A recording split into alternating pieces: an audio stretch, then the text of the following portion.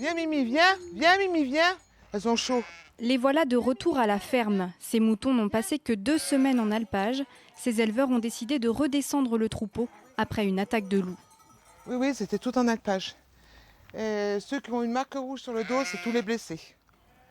Bilan de l'attaque, sur 200 bêtes, 9 ont été tuées et 10 autres blessés qu'il faut soigner quotidiennement. Il a été mordu là, à l'épaule. Il était tout ouvert là. Il y a deux grands trous qu'il avait, hein, Diane. Il y avait 2 trous, oui. Oui, 2 trous. Oui. Chaque année, depuis 60 ans, ces brebis et leurs agneaux passent l'été à 2000 mètres d'altitude, sans berger ni patou, faute de moyens. C'est la première fois que cet éleveur doit renoncer à l'alpage à cause du loup. Enfin, des kangourous, ils étaient bien. Ils profitaient d'un bon herbe comme ça. Puis c'est grand, c'est étendu. Voilà. Alors ça, c'est un désinfectant et antibiotique en même temps. On les aime, nos bêtes, on y tient, on ne peut pas, non.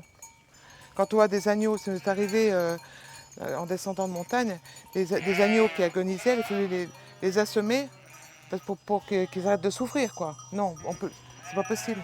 C'est très très dur à vivre. 2 éleveuses ont été reçues en mairie. La présence du loup dans le massif des Fises est encore récente. Des moyens de protection sont à l'étude. Pour cette année, on est déjà le 10 juillet, c'est difficile. Mais pour le futur, c'est de voir comment on peut aménager ces terrains communaux au niveau des bergeries, au niveau des parcs notamment. De revoir nos conventions aussi pour être sûr que tout soit en ordre à ce niveau-là. Pour les élus, c'est le maintien du pastoralisme qui est en jeu et au-delà de l'agriculture dans une vallée jusqu'alors relativement épargnée.